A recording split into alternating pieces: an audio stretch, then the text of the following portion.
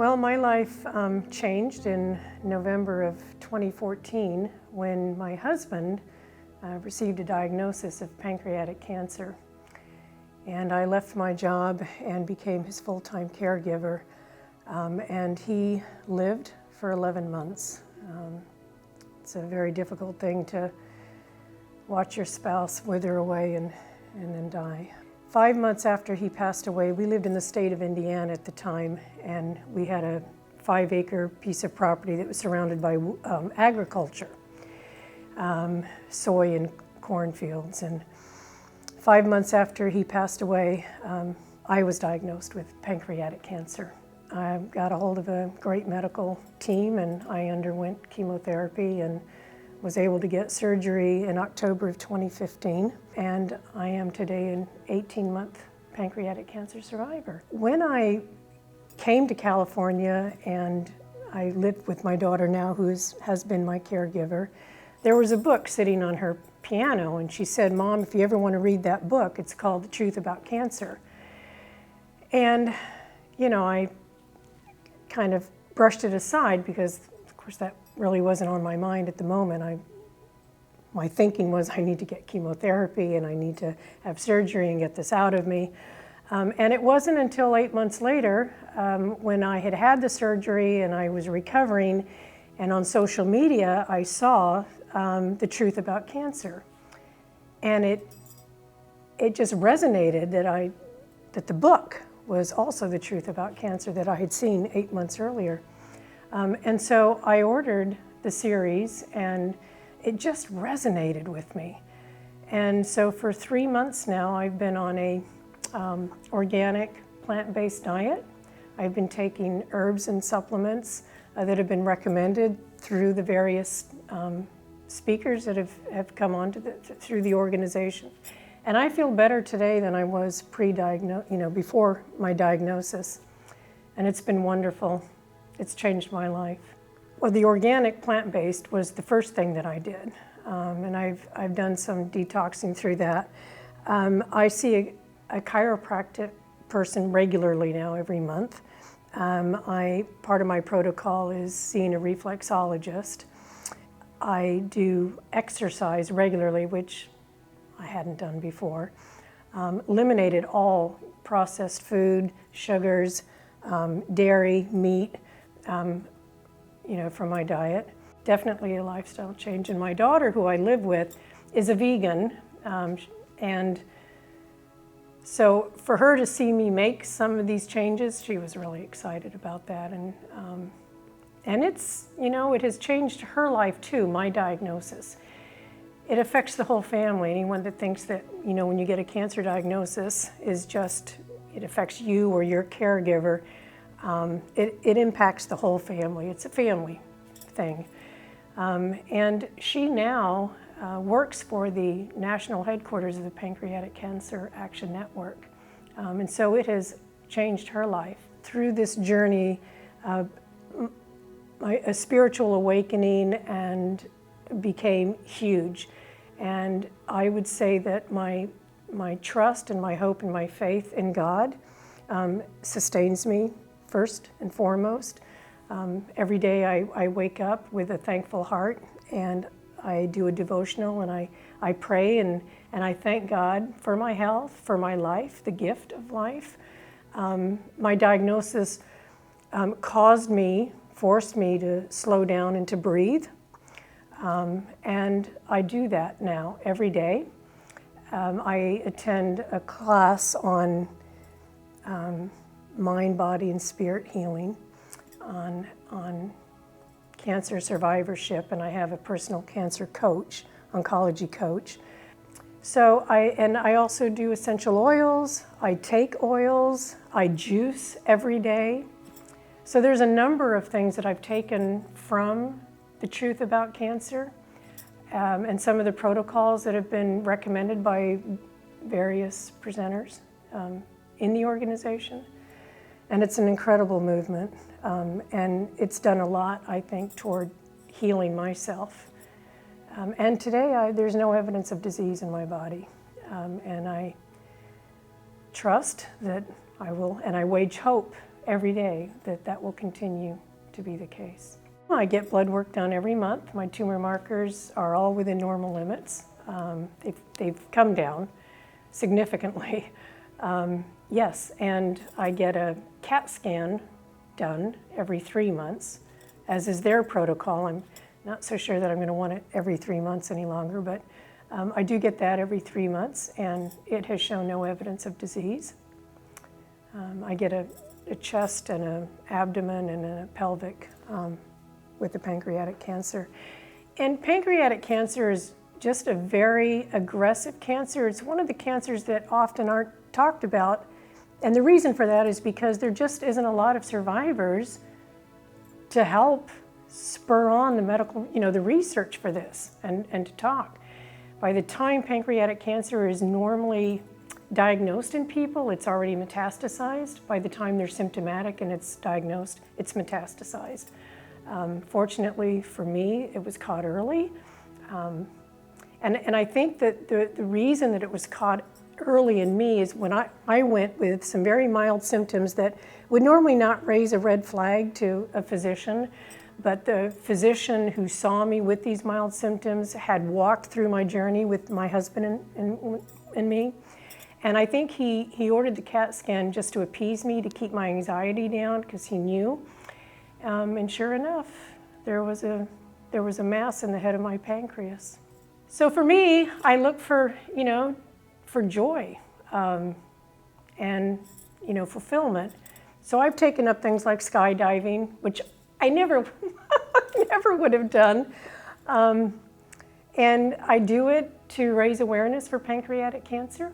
And TV networks come out and we interview and skydive, and we get on the news and we raise awareness, we talk about it.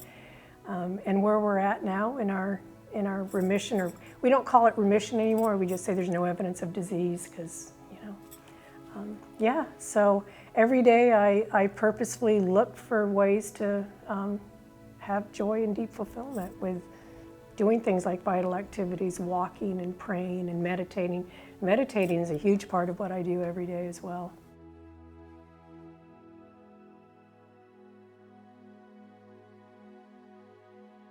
I live in California now, and there's a 15-year pancreatic cancer survivor and a few others that have surpassed the 5-year mark. Pancreatic cancer has a very low, still in the single digits, survival rate of 5 years. It's only 9%. And in 40 years, that hasn't changed much. Some years back, I think when my husband was diagnosed, even 2 years ago, it was 7%. So we are gradually moving up. I think, you need to be more of a listener than an advisor.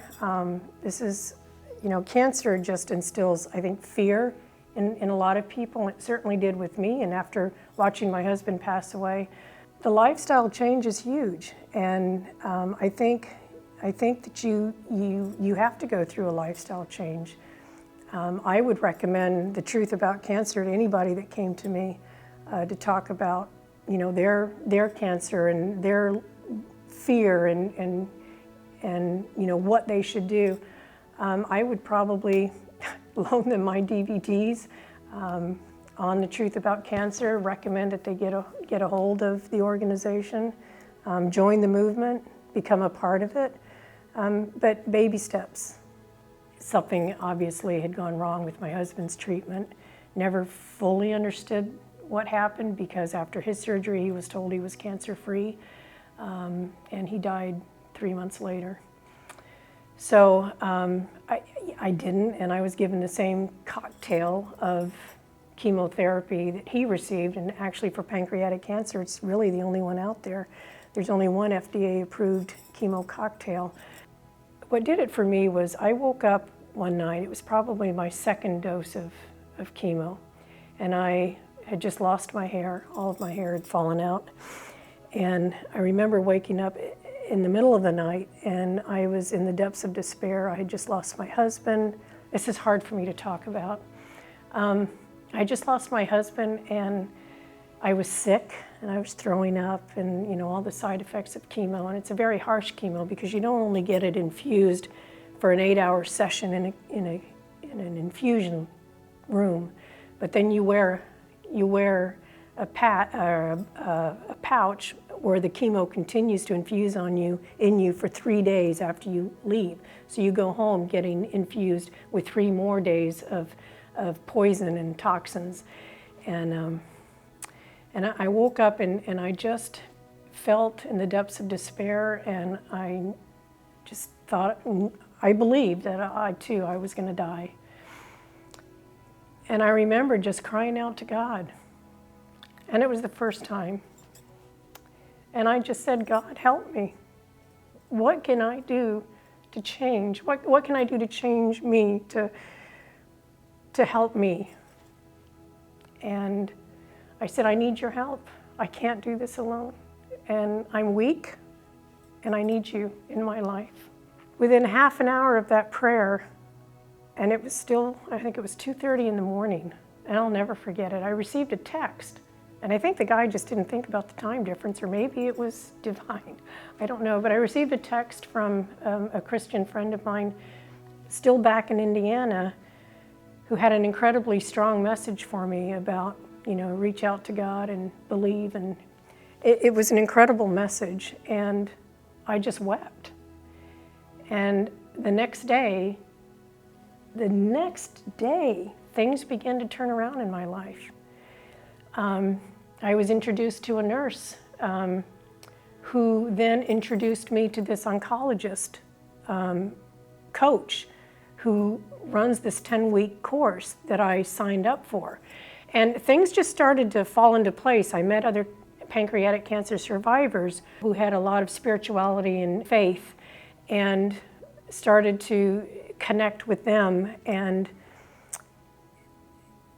then it was given to me. I felt just so led to the truth about cancer. It was so strong.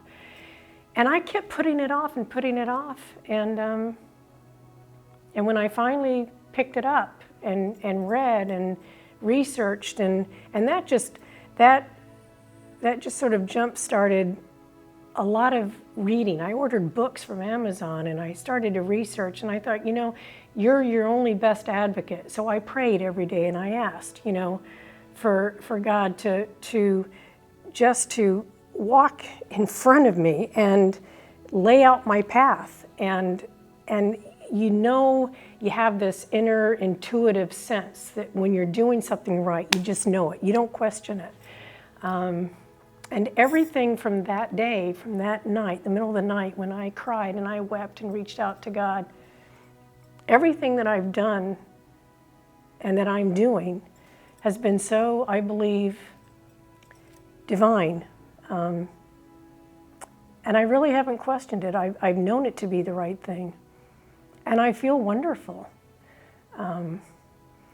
So all of these protocols that I do